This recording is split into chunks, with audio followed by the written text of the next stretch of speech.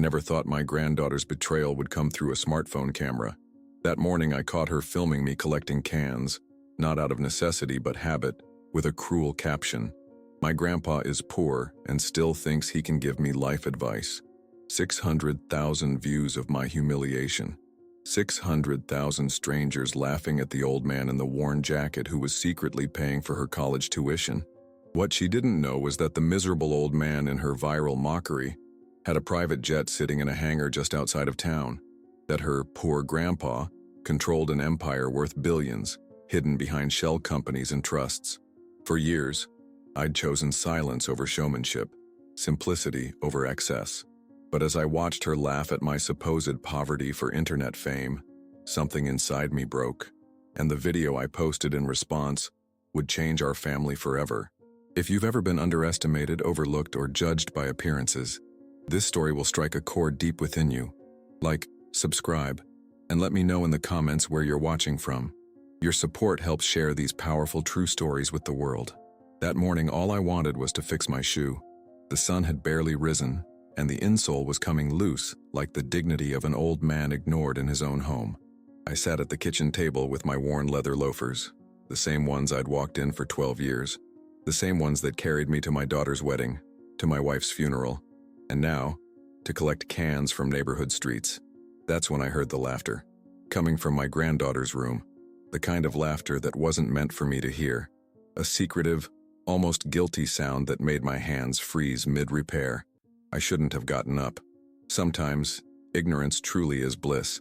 But something pulled me down that hallway, past the family photos where my smile grew dimmer with each passing year. I stood outside her door, not entirely hidden, watching as she angled her phone just so, filming herself with a practiced pout. "Yeah, that's my grandpa," she was saying to her invisible audience. Still wearing that same jacket from, 11 years ago. She rolled her eyes dramatically for the camera. "He collects aluminum cans, you guys. Actual cans. From the street." The phone screen showed me, from yesterday, me in my faded blue jacket, carefully placing cans in my cart, my back bent not from age, but from purpose. The caption read, "My grandpa is poor and still thinks he can give me life advice." In the background text, "Please like to help pay for my college tuition." And the video already had over 600,000 views. Something inside me broke in that moment. And it wasn't my pride. It was the silence I'd maintained for decades. I watched, frozen, as the comments scrolled by. "He looks sweet but kinda gives racist old man vibes. At least he didn't abandon you like my grandpa did. You're so strong, girl. Does he know you're filming him?" All this because I wore the same coat for 11 years. Because I lived simply. Because I collected cans that would otherwise fill a landfill. But what she didn't know, what none of them knew, was that the miserable old man in that footage had quietly paid for her current semester of college. The same old man who transferred money each month to an account her mother managed. The same old man who chose to live simply so others could simply live. In that strange, suspended moment, I was overcome by an eerie calm, the kind that comes when you realize a charade has gone on far too long. I didn't slam doors or raise my voice. I simply walked back to my room, pulled out my old laptop, and opened an email account I hadn't touched in 7 years. My fingers trembled slightly as I typed a message to my old executive assistant, not from anger but from resolution. "Patricia," I wrote, "please prepare the jet for tomorrow, the smaller one, and have Marcus bring a camera." Before leaving the house, I pinned a note to the mirror in the hallway, the one my granddaughter always checked herself in before going out. "Sometimes silence costs more than any private jet. But today it needs to fly." I didn't slam the door behind me. I closed it quietly, like I'd done for years with my secrets, my wealth, and my heart. But this time, I wasn't coming back until the truth had wings of its own. What my granddaughter would soon discover was that the cans I collected weren't from necessity. They were a habit from my childhood in Appalachia, where waste was considered a sin. What she didn't know was that those same habits had built an empire that she'd been living off without ever knowing it. And tomorrow, 10 million people would know what she never bothered to ask.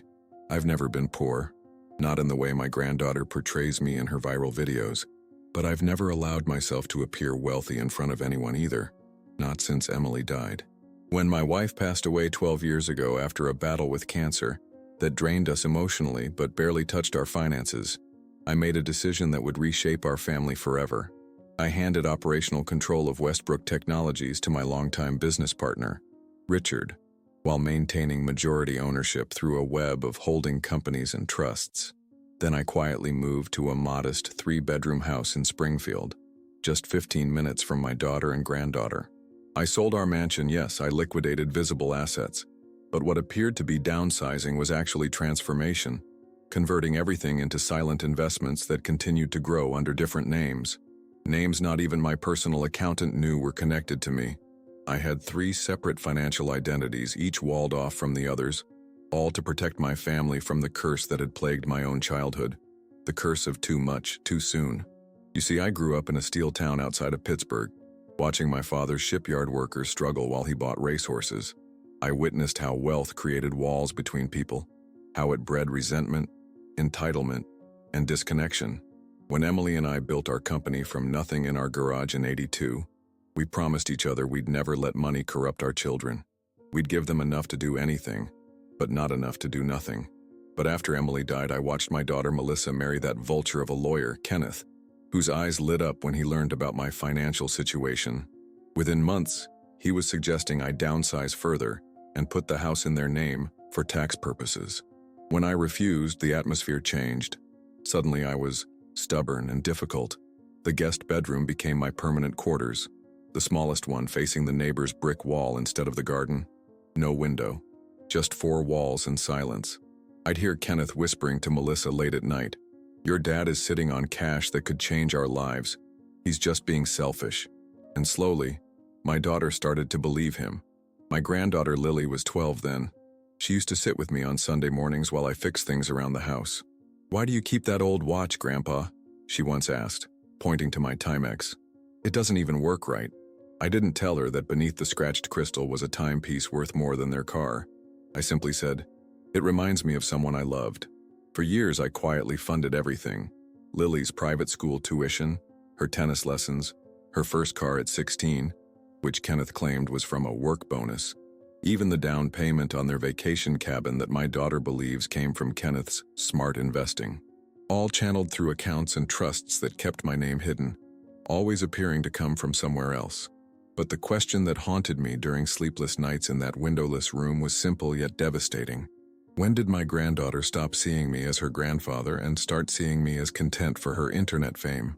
I first noticed the change when she turned 17. The visits to my room became less frequent. When I'd offer advice, I'd catch that slight eye roll. Then came the videos I wasn't meant to see. Recordings of family dinners where she'd zoom in on my outdated clothes or my ancient flip phone, each garnering thousands of views from strangers laughing at a man they didn't know. "It's just jokes, Grandpa," she'd say when I found the courage to mention it. "Nobody even knows it's you."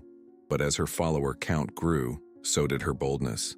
My existence became reduced to what she called poverty porn, the contrasting backdrop to her designer clothes and expensive makeup that I had unknowingly financed. The irony wasn't lost on me. The very wealth I'd hidden to protect her had instead created a monster of entitlement that now fed on my fabricated poverty. My silence, meant to shield her from materialism, had inadvertently taught her that appearances were everything. And as I sat in that corporate jet the day after discovering her latest viral mockery, watching the clouds part beneath wings that cost more than Kenneth would make in 5 years, I wondered if my greatest mistake wasn't hiding my wealth, but hiding my truth. The Gulfstream G650 hummed beneath me, a familiar sensation I hadn't experienced in 7 years. My pilot, Marcus, grayer now but with the same military posture, nodded respectfully as I boarded. He didn't ask questions about my long absence or my weathered appearance. That's why I'd kept him on payroll all these years, managing my fleet of 3 jets that officially belonged to a holdings company 3 corporate layers removed from my name. "The usual bourbon, Mr. Westbrook?" he asked as if I'd flown just yesterday. "Water, Marcus. Just water today." My hands needed to be steady for what came next. As we reached cruising altitude somewhere over Colorado, I studied my reflection in the polished teak table. My face was lined with years that had been both kinder and crueler than they appeared. My silver hair, once carefully styled for corporate photos, now hung slightly longer than was fashionable. My hands bore calluses from actual work, minor home repairs, gardening, the collecting of aluminum cans that had become my meditation rather than my necessity. The cameraman, a young woman named Alyssa who worked for my foundation, waited patiently across from me. She hadn't been told who I was, only that this was important. "Whenever you're ready, sir," she said, adjusting her equipment. I took a deep breath and looked directly into the lens. There would be no script, no corporate polish, just an old man speaking from what remained of his heart. "My granddaughter says I'm poor," I began, my voice trembling slightly, but gaining strength with each word. "She films me collecting cans and mocks my worn shoes. But what she doesn't know is who paid for her last 3 college tuition bills." I paused, feeling an unexpected emotion rising within me. Not anger, but something deeper. Disappointment, perhaps. Or mourning for what could have been. "She ridicules my 11-year-old jacket, but she doesn't know where her boyfriend's new car really came from." I gestured around me at the luxurious cabin. "She calls me a burden while living in a house I own through a trust she knows nothing about." The plane banked gently, sending golden afternoon light streaming across my face.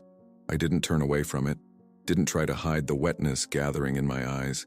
"I don't care if the world thinks I'm nobody," I said, my voice dropping to almost a whisper. "I care that she thinks I never was somebody." I nodded to Alyssa, signaling the end of the recording. She lowered her camera, her professional composure momentarily broken by what she'd witnessed. "Sir, if you don't mind me asking, who are you?" I smiled sadly. Just a man who thought silence was the greatest gift he could give. 3 hours later, in a hotel suite in San Francisco, I watched as Alyssa uploaded the video to a blank account we'd created. No followers, no history, just 37 seconds of raw truth. I didn't use my name. Didn't mention Westbrook Technologies or the foundation that had quietly funded hospitals in 3 states. This wasn't about reclaiming my legacy, it was about reclaiming my dignity. "It's live," Alyssa said, handing me back my phone. I nodded, thanked her, and sent her home. Then I sat alone in that sterile hotel room surrounded by luxury that felt hollow after years of voluntary simplicity, and waited. Part of me hoped the video would disappear into the digital void. Another part, the part that had once negotiated billion-dollar contracts without blinking, knew better. By midnight, the notifications began. 10,000 views, 50,000. Comments pouring in so fast they blurred together. "Wait, is this for real? Somebody ID this guy. That jet is a G650, costs like $65 million new. This has to be fake, right?" And then at 3:17 a.m. it appeared. A single comment from my granddaughter's account. "This isn't true, he's making this up. He's just a bitter old man with jealousy issues." I stared at those words for a long time, illuminated in the darkness of that hotel room. The granddaughter I'd helped raise, whose nightmares I'd soothed, whose scraped knees I'd bandaged, whose education I'd funded, now publicly calling me a liar, all while her mother and stepfather slept in a house with my name buried deep in the property records. By morning, the video had crossed 300,000 views. My phone rang. Richard, my business partner, the only person who knew everything. "Harold," he said without preamble, "they're looking for you. Reporters. People think you're some eccentric billionaire. Your granddaughter's video is losing followers by the minute." "Let them look," I replied, gazing out at the San Francisco skyline. "For the first time in years, Richard, I want to be found." After we hung up, I received a text from Melissa, my first direct communication from my daughter in months. "Dad, what the hell are you doing?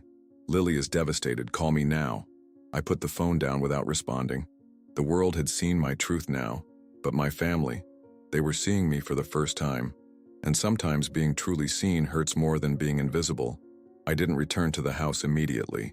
Instead, I had Marcus fly me to Boulder, Colorado, where a temperature-controlled storage facility housed the possessions I couldn't bear to lose when I began my experiment in voluntary simplicity. The manager, a silver-haired woman named Dorothy, who'd been guarding my treasures for over a decade, greeted me with genuine warmth. "Mr. Westbrook, it's been almost 3 years since your last visit." "Hello, Dorothy." I smiled, suddenly aware of how rarely I'd done so lately. "I need to see Unit 17, please." She led me through climate-controlled corridors to a discreet door marked only with a number. Inside, preserved as if time had stopped, were the artifacts of my previous life. Emily's paintings, our vinyl record collection, photo albums documenting the rise of Westbrook Technologies from a 2-person startup to a Fortune 500 company. And there, in the corner beneath a protective cloth, sat Emily's blue vintage Samsonite luggage set, the one she'd insisted on taking for our 25th anniversary trip to Italy, despite its impracticality. "I'll leave you to it," Dorothy said, sensing my need for privacy. "Take as long as you need." I approached the blue suitcase slowly, as if it might contain something living and fragile. In many ways it did. I unlatched it carefully, lifting the lid to reveal what I'd stored there 7 years ago. The financial records of everything I'd ever done for my family after my self-imposed exile. Inside were meticulous files, color-coded, cross-referenced, and organized with the precision that had once made me a formidable CEO. Receipts for Lily's orthodontia work, statements showing transfers to the shell company that paid for my daughter's mortgage, documentation of the anonymous scholarship that covered Lily's freshman year tuition, which she believed came from her academic achievement. But beneath these, in a leather portfolio I'd almost forgotten, lay something even more precious. A worn envelope addressed to Lily in Emily's elegant handwriting. My wife, always more perceptive than I, had written letters to our granddaughter before cancer took her. Letters meant to be delivered at significant milestones. This one, marked, "When you need to understand sacrifice," had never been delivered. My hands trembled as I opened it, breaking the seal my wife had closed 15 years earlier.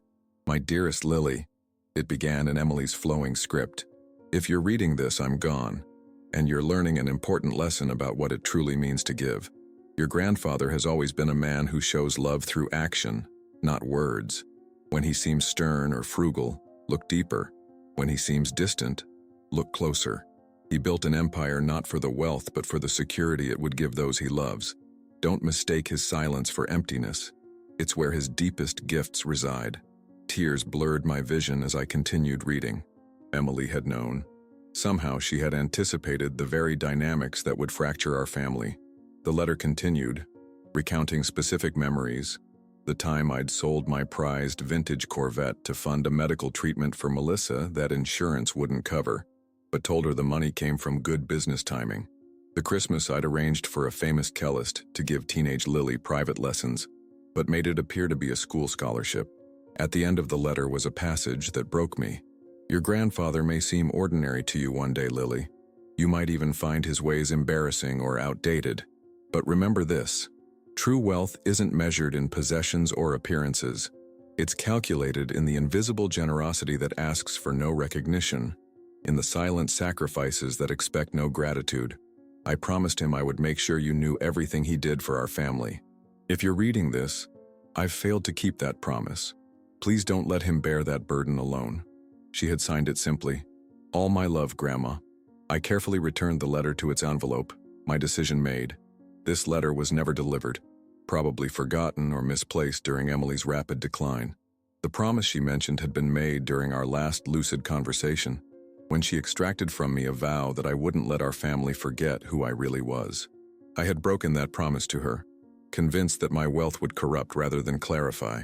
Now holding the physical evidence of my silent contributions alongside my wife's prophetic concerns, I understood my fundamental mistake. I had robbed my family of the chance to know me, to understand my choices, to learn from both my successes and failures.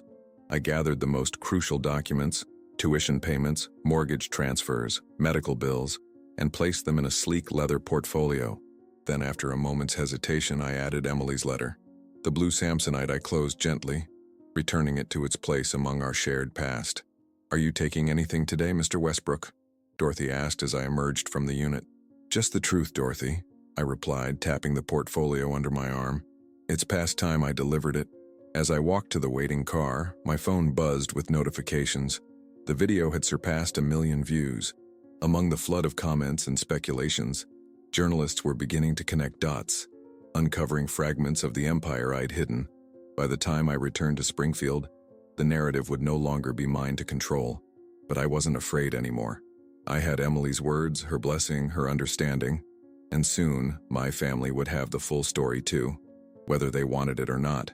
The invitation, if you could call it that, came via text from Melissa. "Dinner, our house, 7 p.m. We need to talk about your performance," as if my life's work and my truth were merely theatrics. I arrived precisely at 7, the leather portfolio tucked under my arm, wearing the same weathered jacket that had featured in Lily's mockery videos. This time, though, I'd added my father's gold cufflinks, small reminders of who I had been before I chose invisibility. Kenneth answered the door, his lawyer's smile tight and calculating. He'd already been busy. I could see it in the gleam of preparation in his eyes. They'd had nearly 48 hours since my video had gone viral to construct their defense, their justifications, their reframing of our family narrative. "Harold," he said, with a stiffness that betrayed his discomfort.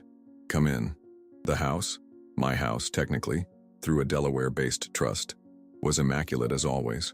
Fresh flowers in the entryway, the scent of an expensive meal drifting from the kitchen, photographs perfectly arranged to tell the story of a happy, successful family. I noted with a pang that pictures of Emily had been gradually disappearing over the years, replaced by professional portraits of Melissa, Kenneth, and Lily in color-coordinated outfits.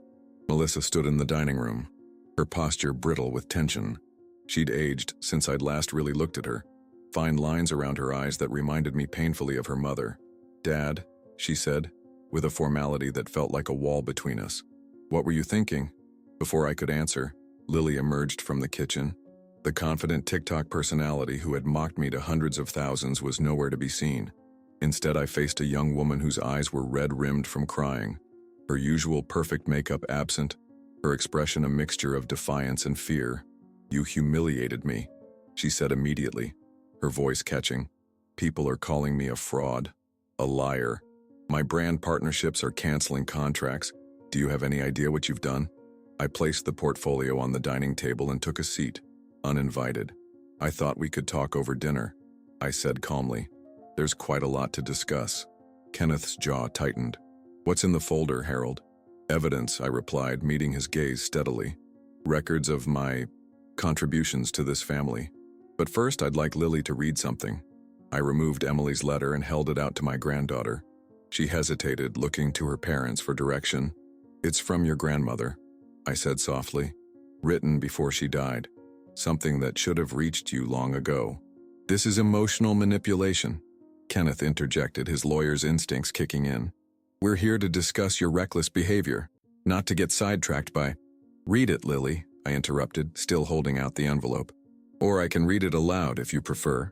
Melissa stepped forward, her eyes fixed on her mother's handwriting. "Where did you get this? Why haven't we seen it before?"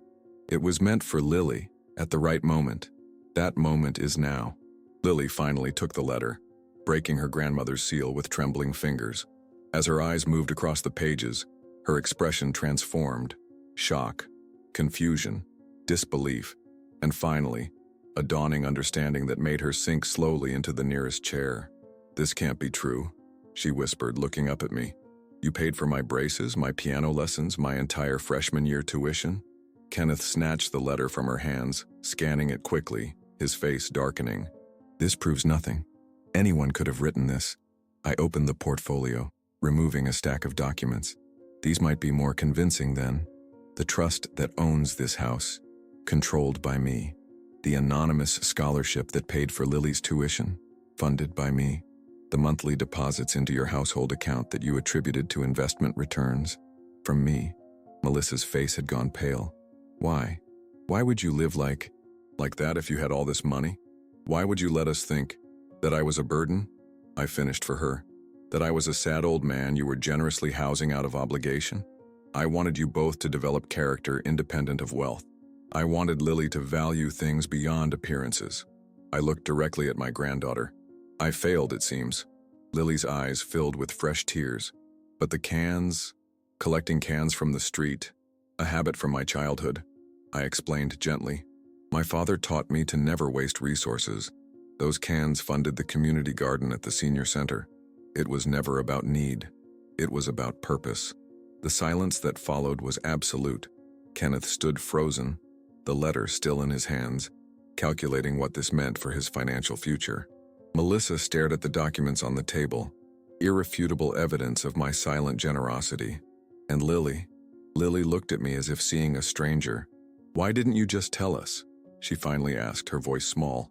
"Would you have believed me?" I asked. "Or would you have assumed I was a bitter old man making things up? Because that's what you said in your comment on my video, isn't it?"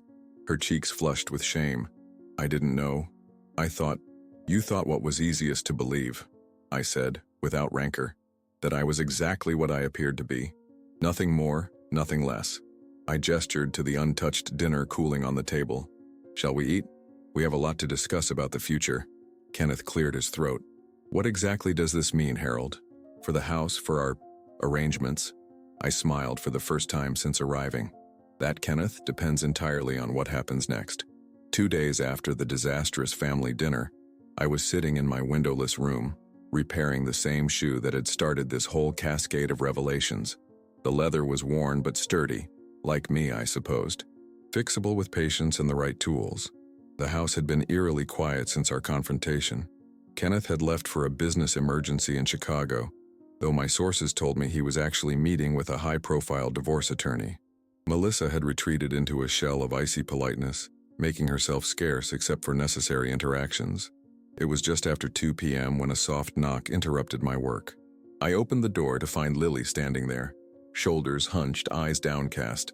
A far cry from the confident social media personality who had built a following by mocking my apparent poverty. "Grandpa," she said, her voice barely above a whisper. "Can we talk?" I gestured for her to enter, clearing a stack of books from the room's only other chair. She sat gingerly, as if afraid the furniture might remember her past transgressions. The afternoon light filtering through the narrow gap between houses cast her in a half-shadow that seemed fitting for the moment. "I need you to take down the video," she said without preamble, twisting her fingers in her lap. "People are destroying me online. I've lost 3 sponsorships already. The makeup brand, the skincare line, the clothing company. They're saying I exploited you." I set the shoe aside, giving her my full attention. "Isn't that exactly what you did, Lily?" Her eyes flashed defensively before dropping again. "It wasn't like that. It was just content. Everyone does it. Everyone films their family members without consent.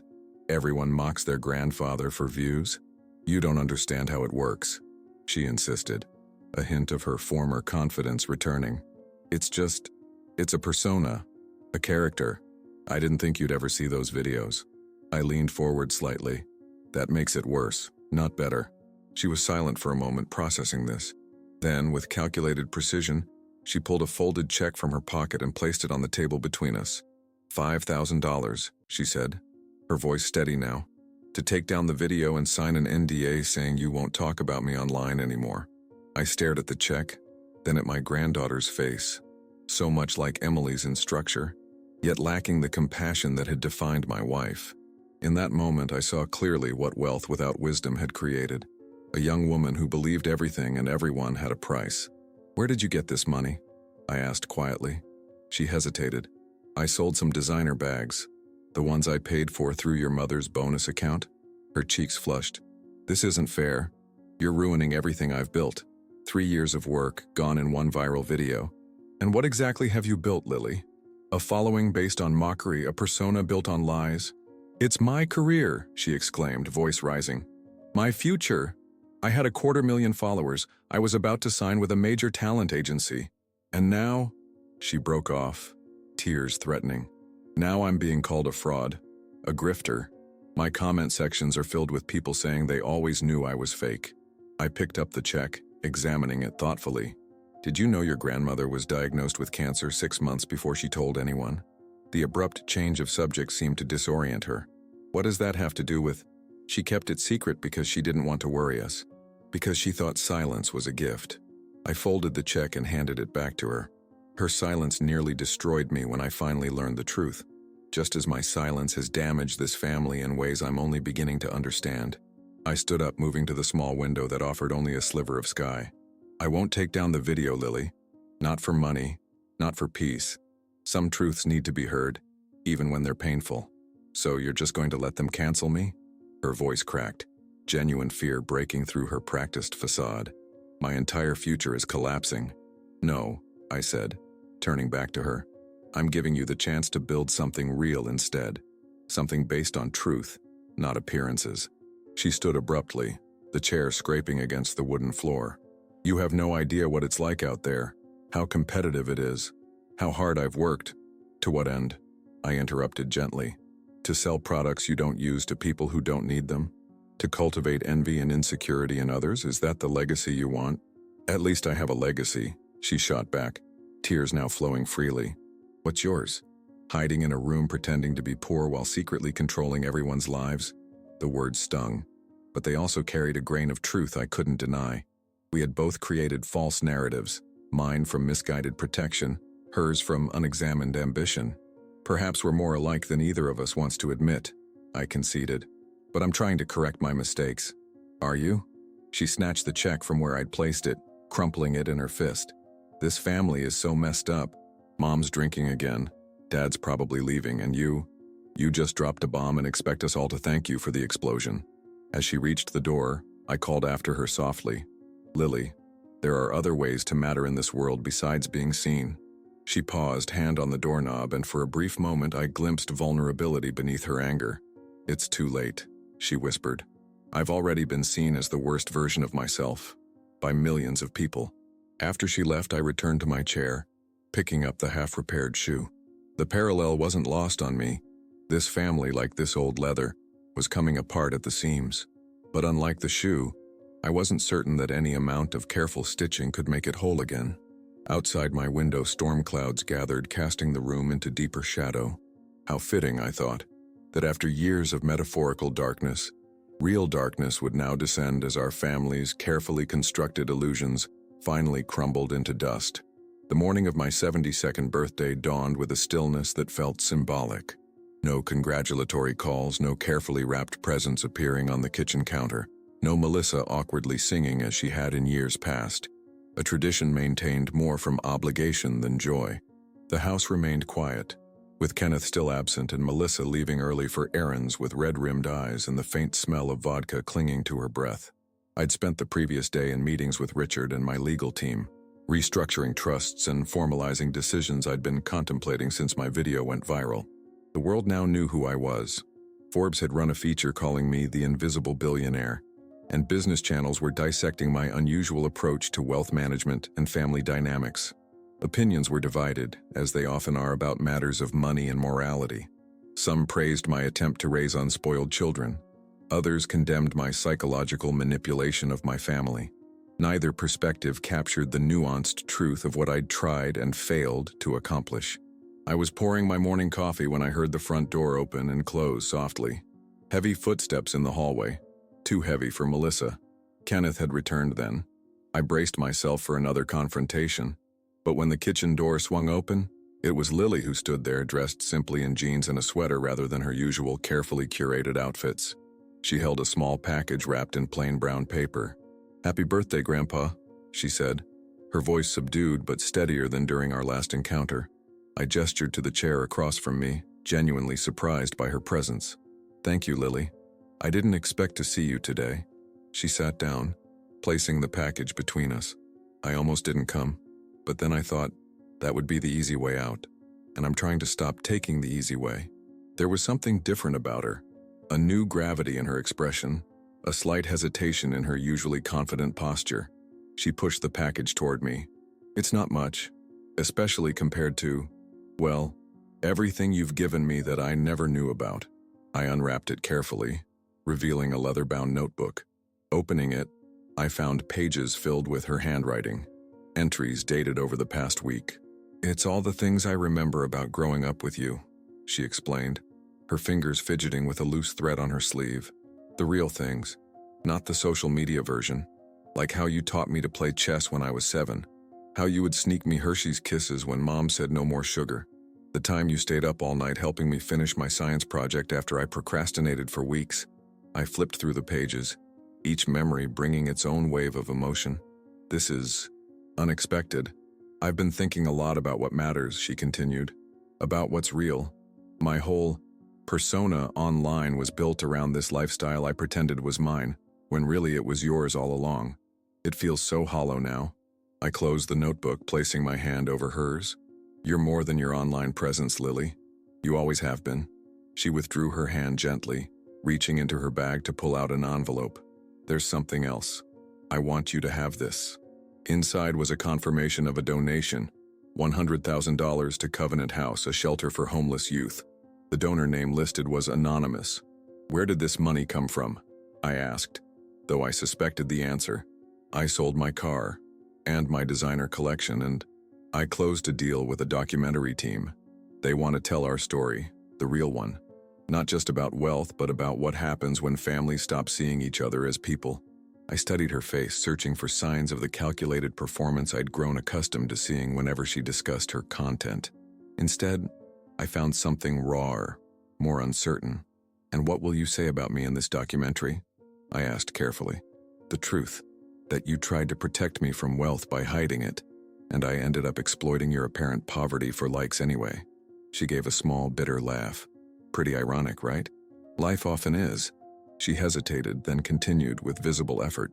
"I told them about the volunteers at Covenant House too, how I've been posting about being a dedicated volunteer there for years, but really only showed up twice for photo ops." Her voice wavered. "I've been living such a carefully curated lie, Grandpa, and now, I don't know who I am without it." I thought of the note I'd left her before all this began, about silence being more expensive than any private jet. The cost of her silence had been her authentic self, buried beneath layers of performative living. "The donation," I said, tapping the envelope. "Why anonymous?" "Your video. You said something that stuck with me, about the difference between helping and showing off that you're helping." She met my eyes directly for the first time. "I want to learn the difference." I nodded, a complex mixture of pride and regret washing over me. "It's a good first step. The shelter published a thank you video yesterday. They didn't use names, just called it a gift from a silent grandfather who chose to love without applause." The phrase struck me. It captured something essential about what I'd tried to do for my family, however misguided my approach had been. "I need to tell you something else," Lily said, her voice dropping to a near whisper. "Mom and Dad are separating. Dad's been meeting with divorce lawyers. He's trying to claim he deserves half of your assets since he's been managing the family's financial welfare all these years." This didn't surprise me. Kenneth had always been transparently motivated by money, though Melissa had refused to see it. "And your mother? She's a mess. Drinking too much. Crying a lot. She feels betrayed by everyone. You, Dad, me." Lily's eyes filled with tears. "She keeps saying she doesn't know what's real anymore." I understood that feeling all too well. The foundations of our family had been built on sand. My well-intentioned deceptions. Kenneth's calculated opportunism. Melissa's willful blindness. Lily's curated falsehoods. Now that the tide had come in, everything was washing away. "Sometimes," I said gently, "we have to lose everything we thought we knew before we can discover what's truly valuable." Lily wiped her eyes, a ghost of her old determination returning to her face. "I'm trying to figure that out, day by day." As she left, I remained at the table, turning the pages of her memory book, examining the donation receipt, contemplating the strange gift my viral video had ultimately given us all, the painful but necessary opportunity to start again with truth as our foundation. Today I'm back in that same windowless room. The irony doesn't escape me. I could be anywhere in the world right now, lounging on a private island or overlooking the Manhattan skyline from a penthouse. Instead, I've chosen to remain here in this modest house, in this small room where my journey of revelation began. My jet sits idle at a private airfield outside Springfield. My wealth, now publicly acknowledged, continues to grow under Richard's capable management, and I continue to wear my worn shoes, collect cans for the community garden, and repair things that others would replace, not as a performance of poverty, but as an expression of the values I genuinely hold dear. This morning, as golden autumn light filtered through the narrow window, Melissa knocked on my door. 6 months had passed since the video that changed everything, and they had been difficult months, filled with lawyers' meetings, uncomfortable truths, and the painful dismantling of the family myths we'd all participated in creating. "Come in," I called, setting aside the book I'd been reading, a biography of Emily's favorite poet. Melissa entered hesitantly. She looked better than she had in months. Clearer eyes, steadier hands, a calmness about her that had been absent since the upheaval began. The divorce from Kenneth had been finalized 3 weeks ago, after he'd made the mistake of trying to blackmail me with threats of a tell-all book. His silence had ultimately been purchased, though at a far lower price than he'd hoped for. "I thought you might want to join us for breakfast," Melissa said, gesturing vaguely toward the kitchen. "Lily's here." She made French toast. It was such a simple invitation, yet weighted with meaning after months of strained interactions and careful negotiations through intermediaries. I nodded, marking my place in the book before following her down the hallway. The kitchen smelled of cinnamon and coffee. Lily stood at the stove, her hair pulled back in a simple ponytail, wearing an apron I recognized as Emily's.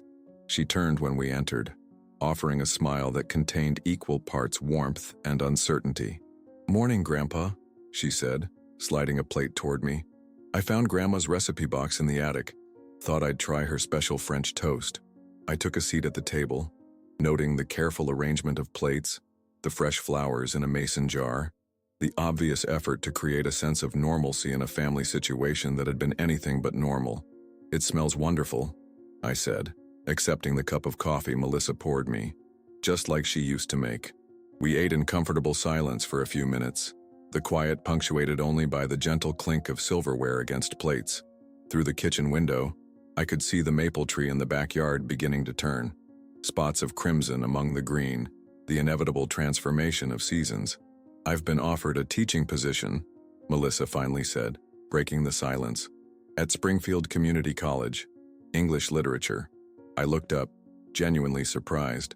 Before marrying Kenneth, she'd been halfway through a PhD program, her passion for Victorian literature sidelined by his insistence that she focus on being a corporate wife. "That's wonderful news," I said sincerely. "When do you start?" "Next semester. It's just part-time at first, but..." She trailed off, a small smile playing at her lips. "It feels right. Using my education again." Lily reached across the table, squeezing her mother's hand. "You're going to be amazing." There was something different in their interaction, a new authenticity that hadn't been there before. The carefully maintained facades had crumbled, leaving behind something more fragile, but infinitely more real. "And what about you?" I asked Lily, taking another bite of French toast that indeed tasted remarkably like Emily's. "How's the documentary coming along?" She tucked a strand of hair behind her ear, a gesture that reminded me powerfully of her at age 7, sharing her school art projects at this very table. "It's intense, honest in ways I'm not always comfortable with. But that's the point, I guess." She hesitated. "They want to film here next week, to show where it all started." "With my shoe repair and your TikTok?" I asked, the corner of my mouth lifting slightly. She had the grace to blush. "With a family that lost sight of what really matters." After breakfast, Lily invited me to see her new project, a simple website where she shared unfiltered stories about her journey away from social media fame and toward what she called authentic contribution. No filters, no sponsorships, no carefully staged authenticity, just raw reflections on finding purpose beyond performance. "What do you think?" she asked, as I scrolled through the most recent entries. "I think your grandmother would be proud," I said truthfully. She always valued honesty above all else. "I found some of her old journals in the attic too," Lily admitted. "Reading them helped me understand a lot of things.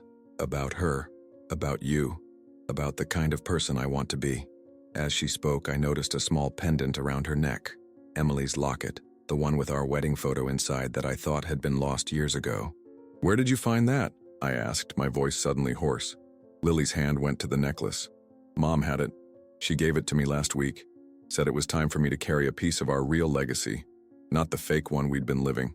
Later that afternoon, I walked alone in the garden I'd planted behind the house. Tomatoes now heavy on their vines, basil releasing its fragrance as my fingers brushed the leaves. The documentary crew would arrive soon, asking questions about wealth and poverty, truth and deception, family and forgiveness. I wasn't sure what answers I would give them. What I did know was this: the greatest wealth I possessed had never been in offshore accounts or corporate holdings. It hadn't been in the private jet or the hidden mansions. It had been in the potential for genuine connection with my family, a potential I had inadvertently damaged through my well-intentioned deceptions. Now, watching a monarch butterfly alight on a late-blooming zinnia, I felt something I hadn't experienced in years: hope. Not the desperate hope of a man trying to protect his family from imagined harm, but the quiet hope of someone who has seen the worst and chosen to believe in better. My granddaughter wasn't going to become a social media star built on falsehoods. My daughter wasn't going to remain in a loveless marriage for appearances. And I wasn't going to die as a shadow of myself, my truth untold. Sometimes the greatest gifts emerge from our greatest mistakes. My viral video response to Lily's mockery hadn't been planned as a teaching moment, but perhaps that's exactly what it had become, for all of us. As evening fell, I returned to my small room, now with a window that opened to the garden. On my nightstand sat Lily's memory book, Emily's letter, and a framed photograph of the three of us, Melissa, Lily, and me, at breakfast that morning, taken by Lily to document what she called day one of our authentic story. The truth, it seemed, had finally set us free. Sometimes the quietest acts of love go unseen, while the loudest displays of wealth mean nothing at all. What would you have done in my position? Would you have continued living in that windowless room, silently supporting a family that saw only your worn shoes and not your sacrifices? Or would you have revealed your truth sooner, before the damage of deception, both mine and theirs, had cut so deep? In this age where we're all performing for an audience, perhaps the most revolutionary act is simply being authentic.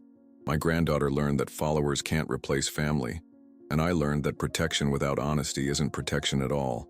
The private jet that exposed my secret became less important than the breakfast table where we finally saw each other clearly. If this story touched your heart, please consider what truths you might be hiding from those you love, or what judgments you've made based on appearances alone. Like this video, subscribe to hear more stories that challenge how we see each other, and share it with someone who needs to be reminded that true wealth isn't measured by TikTok views or private jets, but by the courage to be seen for who you really are.